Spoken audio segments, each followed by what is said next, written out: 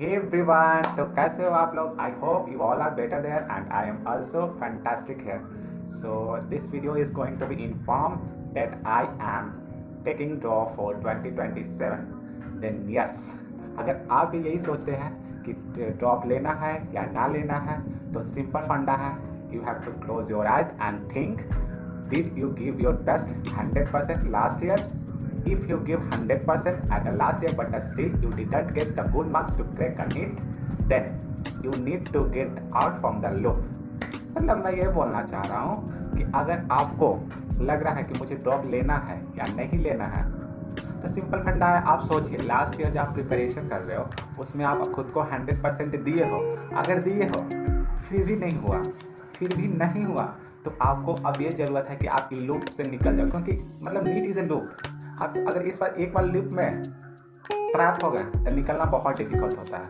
So it's time to get out from the loop and there are very types of degree institutes, departments, you have to join it. So मैंने सोचा, मैं खुद का बता रहा हूँ कि मैंने 100% नहीं दिया. मैंने शायद 40 to 50% दिया था. मैंने सिलेबस कंप्लीट किया था, रिवीजन बिल्कुल नहीं किया था, तो मैंने 40 to 50% दिया. उससे ज़्यादा मेरे मार्क्स बन रहे हैं, तो सोचा कि ये मेरा लास्ट ड्रॉप रहेगा और मैं इस बार अपना 100% दूंगा. और रिग्रेशन नहीं, क्योंकि इस साल मुझे बहुत ज़्यादा रिग्रेट हुआ है कि काश मैं थोड़ा सा और मेहनत कर लेता.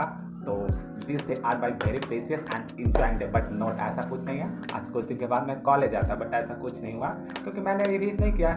नीट इज़ नॉट अबाउट आप 5 टाइम या 10 टाइम, आज 5 बार या 10 बार भी सिलेबस कंप्लीट कर ले तो फिर भी आपका सिलेक्शन नहीं होगा. NEET is all about revising. अब कितने बार रिवाइज कर रहे हो ये मैटर करता है. सिलेबस तो मैंने बहुत बार 12th के साथ किया, ड्रॉप ईयर के साथ किया, 11th में किया, बट स्टिल नहीं हुआ, क्योंकि सिलेबस को कंप्लीट इंसान 10 दिन में भी कर सकता है वन शॉट से.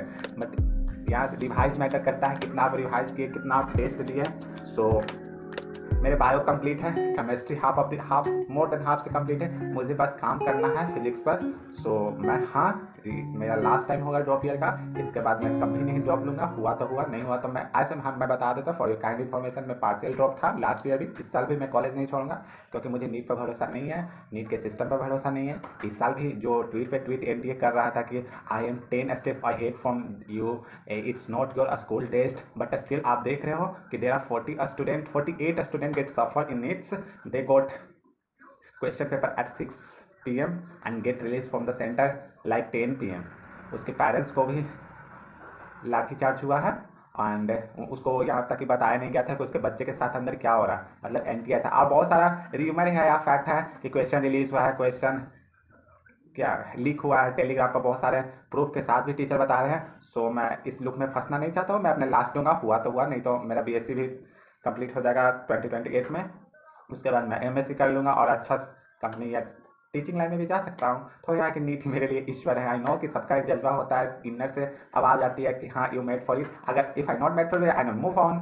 सिंपल सी फंडा है. आई एम नॉट गेटिंग कि मुझे यही करना है. Don't prioritise anyone.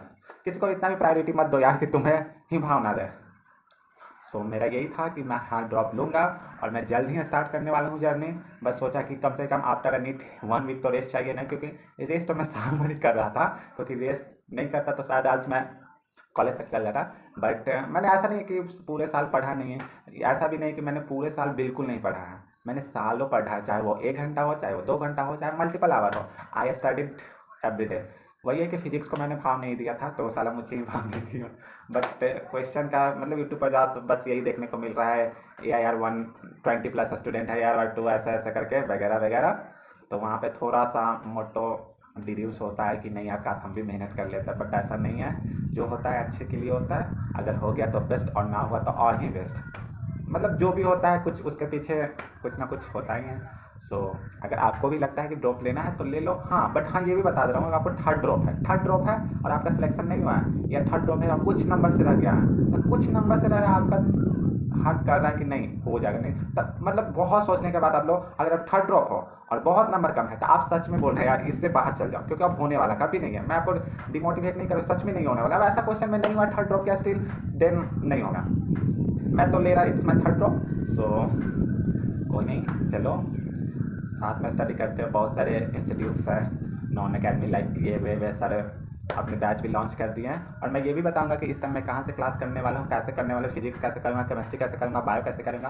Most probably मैं फिजिक्स का ही ज़्यादा ध्यान दूंगा, बायो से मैं एनसीईआरटी करूँगा, क्लास वगैरह नहीं करने वाला इस टाइम, क्योंकि 2 साल से मैं क्लास कर रहा था, 2 साल से नोट्स बना रहा था। अब मेरा कंप्लीट लगभग कंप्लीट है। मेरे बायोलॉजी में भी 2 ही 4 क्वेश्चन गलत हुए थे, वो भी सिली मिस्टेक्स। एंड केमिस्ट्री में तो फिजिकल मैंने बहुत गलत कर दिया था, ऑर्गेनिक इनऑर्गेनिक मेरा सही है, फिजिकल में थोड़ा फार्मूला मुझे याद नहीं था तो मैंने गलत कर दिया था। और फिजिक्स तो मैंने 17 ही टच किया था, लैक ऑफ टाइम उसमें भी कुछ गलत हो गया। कोई नहीं, मैं इस पर अपना 100 दूंगा और आप भी 100 देना, और साथ में मचाएंगे 2027। So bye bye, get best of luck.